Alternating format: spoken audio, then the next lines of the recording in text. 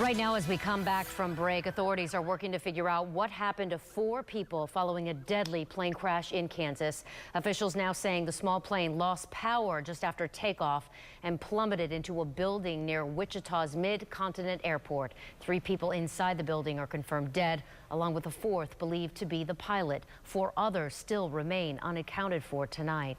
Also right now, a massive lava flow now within 100 feet of the nearest home on Hawaii's Big Island. But tonight, finally, some relief. The flow now slowing down to about 5 to 10 yards an hour, giving villagers more time to pack up and get out.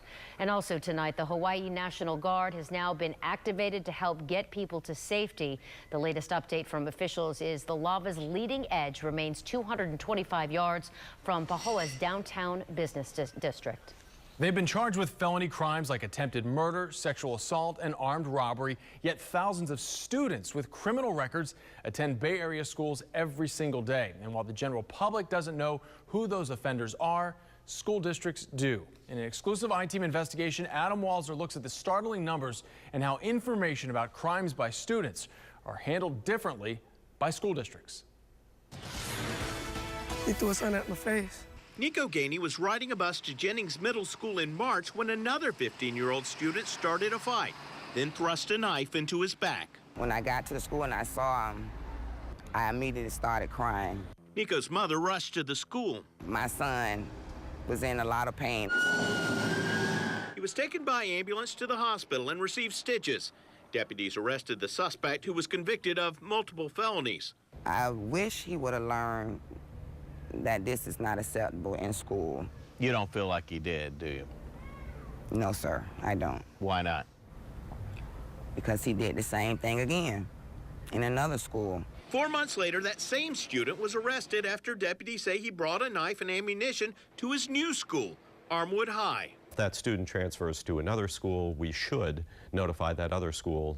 More than 1,500 arrests have been made on Hillsborough County school campuses in the past 3 years. But more arrests of students were likely made off campus outside of school hours. Because Hillsborough County Schools doesn't keep a central database of student arrests, there's no way to know how many. We don't keep a running list because there's no need for principal at this school to know that there's a student at this other school who might have a problem. State law requires law enforcement to contact school districts when students are arrested. That information is then forwarded to teachers, administrators, and others, and how all that information is managed is up to each school district.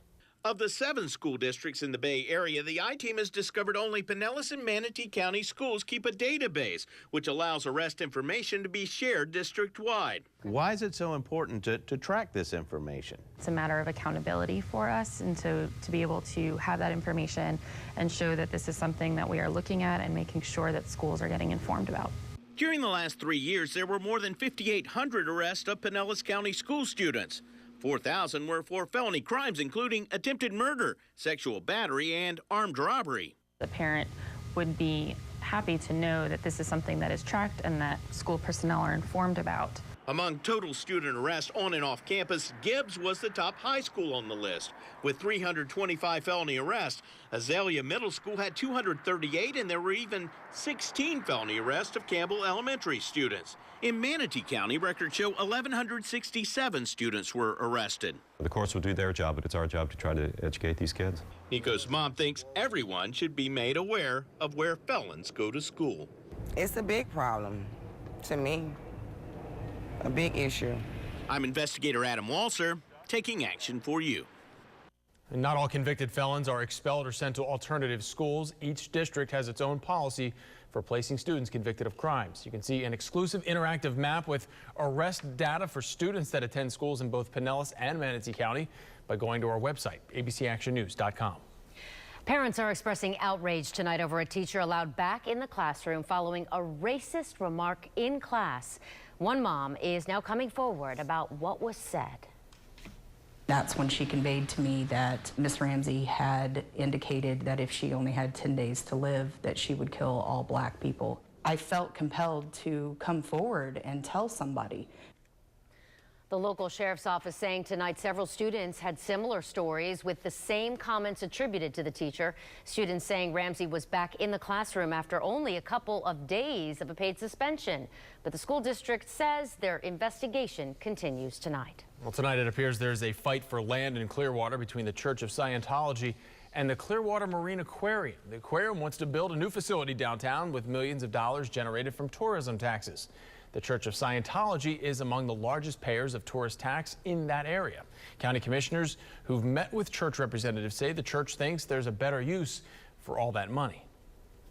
If you want a piece of that bed tax dollars, that you've got to show, you've got to document that you can put heads in beds. That's where the money comes from. Pinellas County will finish paying off Tropicana Field next year, and that's when groups like the aquarium will start requesting the freed up tax revenue. USF is one step closer to getting a new medical college. Today, trustees on the USF Health Committee voted to approve the proposed USF Medical Center and recommend it to the full board of trustees. That board will vote on it in December. Tampa Bay Lightning owner Jeff Vinik offered USF an acre of free downtown land for building a new medical school. Now, certified the most accurate weather team in Florida, ABC Action Weather.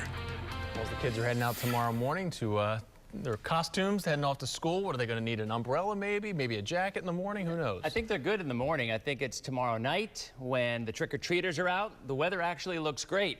It reminds me, though, 18 years ago, I guaranteed it would not rain on Halloween here, and it did, and I still have nightmares over that forecast. I'm serious. 18 years ago, I remember it well. So anytime we see a front around the area like we have now, I guess you never say never, but right now it looks very, very good as this front continues to move south.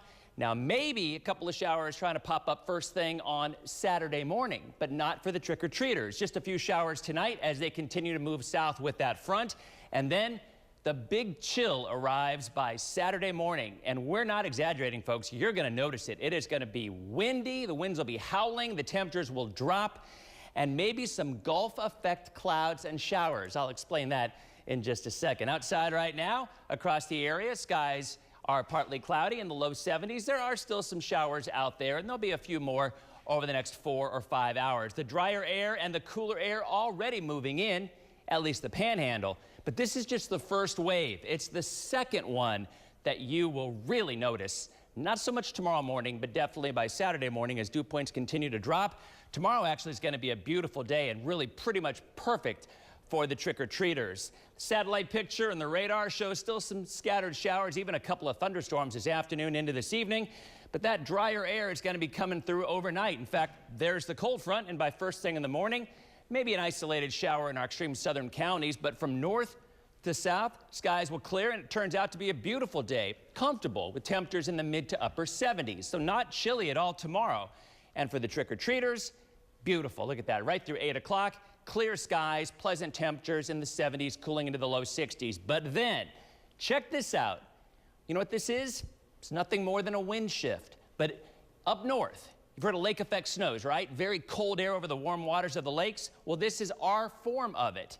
Very cold air over the warm waters of the Gulf, and we get clouds and showers.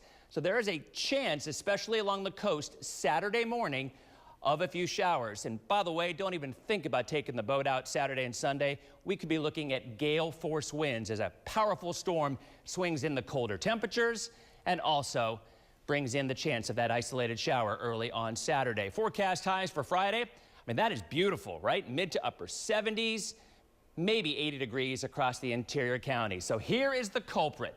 Big area of low pressure, nor'easter is developing. You see those colors right there?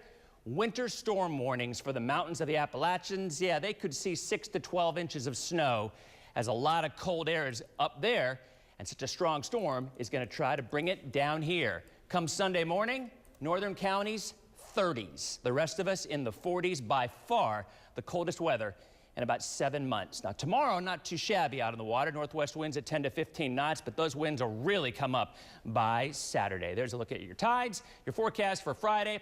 Mid-70s, mostly sunny, really about as nice as it gets for the last day of October. The first day of November, that's another story.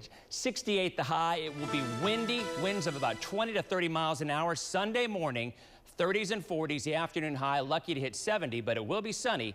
and then, well, go figure, right back in the low 80s by the middle of next week. Oh, well, the Lightning take care of the Flyers tonight, and Louisville had an upset in their sights, but the Noles turned it on to remain unbeaten. TK has the highlights next in sports. Now here's Jimmy Kimmel with what's coming up on Jimmy Kimmel Live. Thanks. Here's a quick preview of what we're up to tonight. 3, 2,